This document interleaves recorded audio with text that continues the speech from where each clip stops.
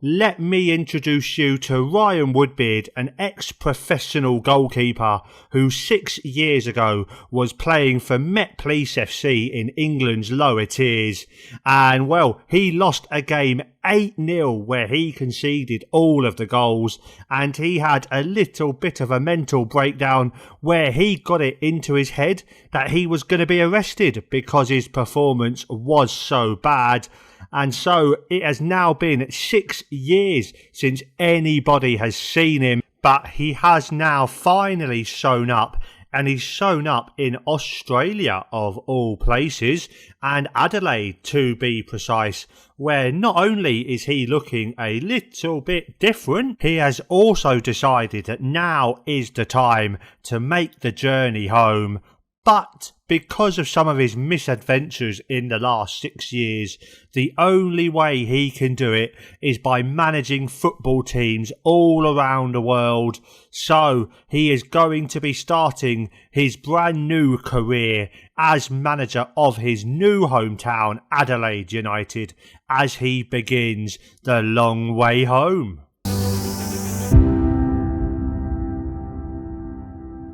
Having been formed in 2003, Adelaide United have had a pretty successful first 20 years of their existence, as they have won the A-League regular season twice, they've won the A-League finals once, and the Australian Cup 3 times, and finished third last season. So yeah, Ryan might have landed on his feet here with a decent first team in Australia. The club play their home games at the 16,500 seater Coopers Stadium, and with 2.5 star ratings for their training facilities, their youth facilities and their youth recruitment, Ryan is going to need to be improving all of them, you would think, if he's going to make a success of this club. The club vision is looking very simple. The board only want Ryan to finish in the top half of the league, and they do say about being competitive in the Australia Cup,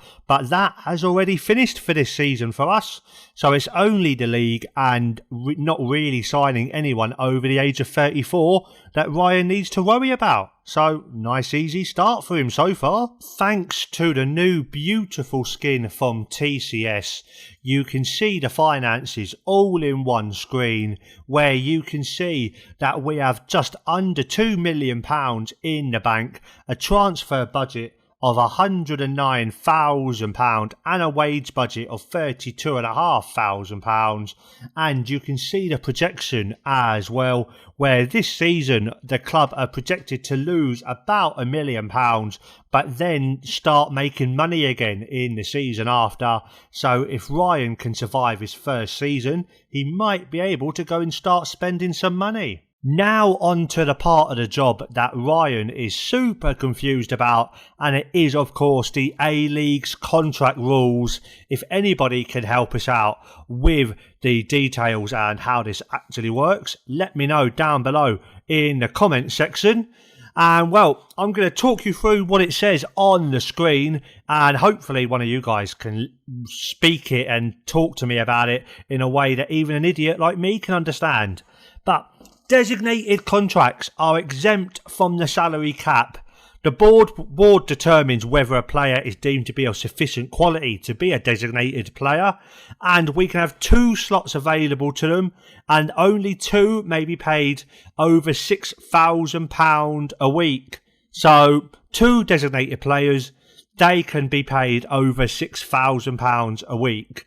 And so each club can contract up to 16 under-23 Australian players on what's called scholarship contracts. So I'm guessing that's kind of like a youth team kind of thing. I'm not sure.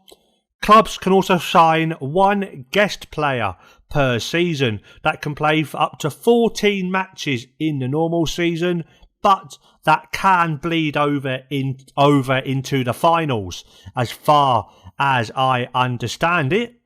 And clubs can spend a collective £2,000 a week on homegrown players through the club's youth system, and any payments to those above the £2,000 a week are included in the club's salary cap. And clubs can also spend up to a collective £2,000 a week across any number of players that have given 4 or more consecutive seasons of service to the club. A portion of a loyalty player's contract is excluded from the salary cap.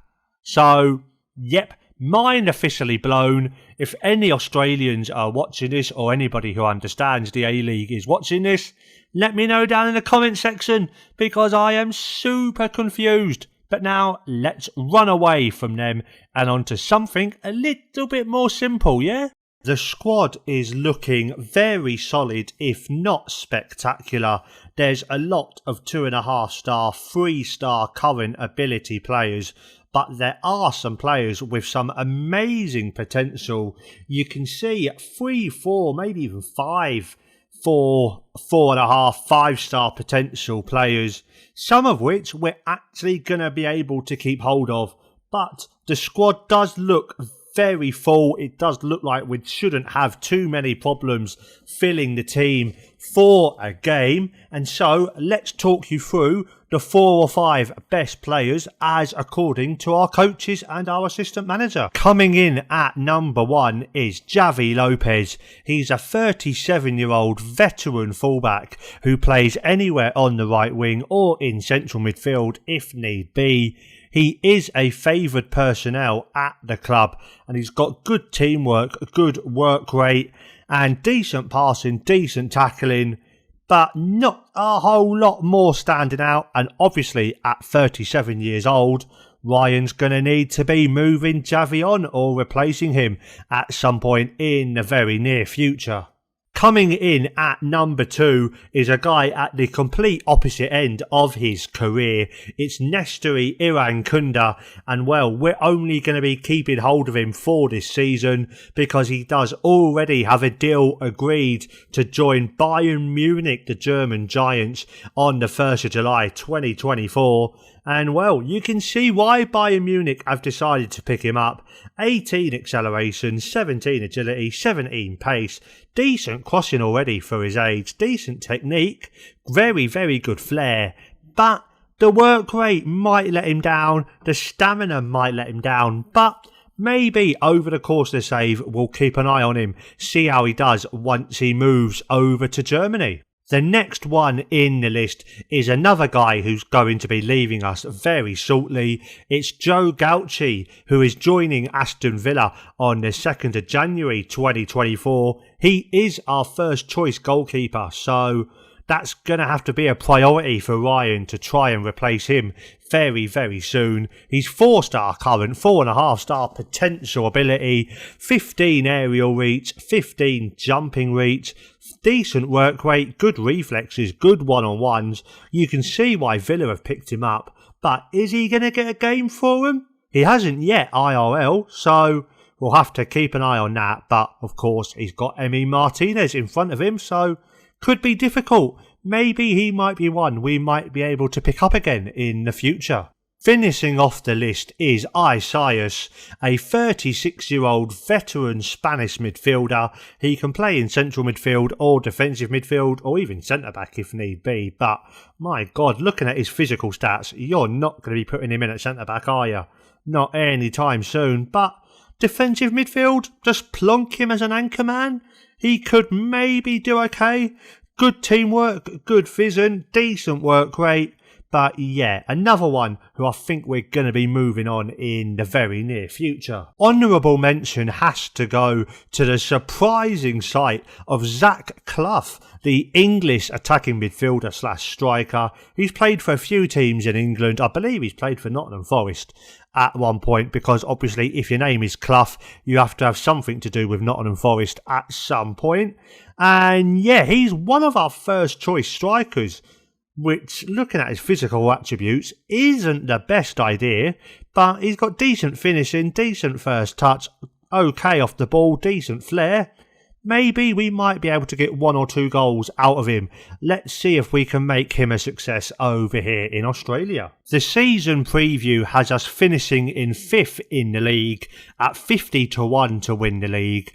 Melbourne City, who are of course the favourites, they've won the league for the last 3 years on the bounce. So Can they do what Man City might not be able to do over in England and win the league for 4 years in a row? These are the tactics that Ryan Woodbeed is going with. He's going with a 4-3-3, and in possession he's keeping it fairly wide, slightly higher tempo, pushing the ball into the box and running at the defence. In transition he's telling the boys to regroup, but he wants them to counter as soon as they've got the ball, and he wants the goalkeeper to throw it long, ideally to our playmaker, which will be Ryan Tunnicliffe for the first couple of games. When the team lose the ball, we're going to be going to a standard defensive line, but we're going to be pressing high and more often, and we're going to keep the defensive line pushing up more, and we're going to have them trapping the opponents inside and hopefully stopping crosses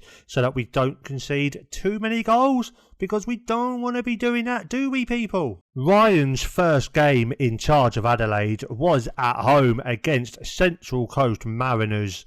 All the goals came in the first half as Central Coast took the lead early on with this beautiful goal from Nisbet, a long-range howitzer that gave our keeper absolutely no chance.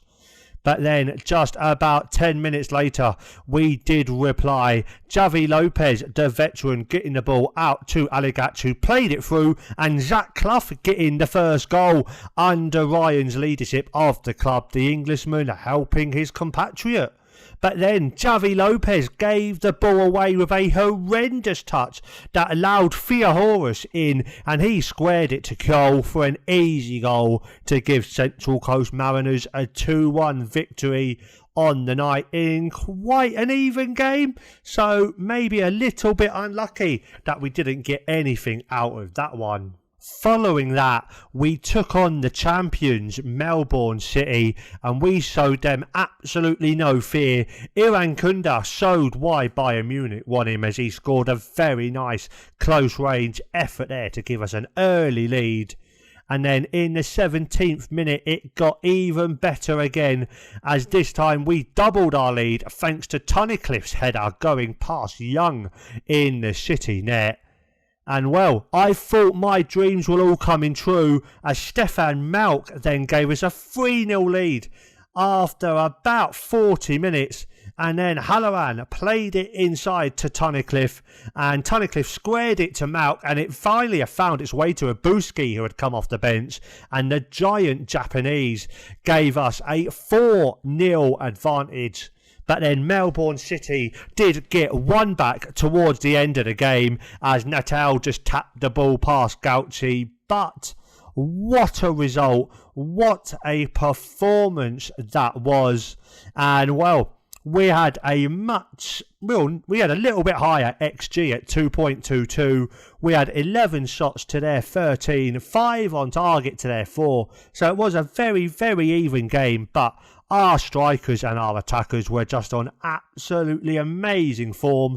And well, guys, that is where we are going to leave it for today. And so, guys, if you have enjoyed the video, it is of course episode 1 of a brand new series, so please do smash that like button, smash that subscribe button as well if you are new. I am so looking forward to being back here on YouTube on a very, very regular basis with this save, and get involved in the comments as well. Let me know where you're watching from, and thank you so very much for watching. You can also follow me on Twitter at SpenTaylor1990. Thank you all so much for watching. I shall see you all next time.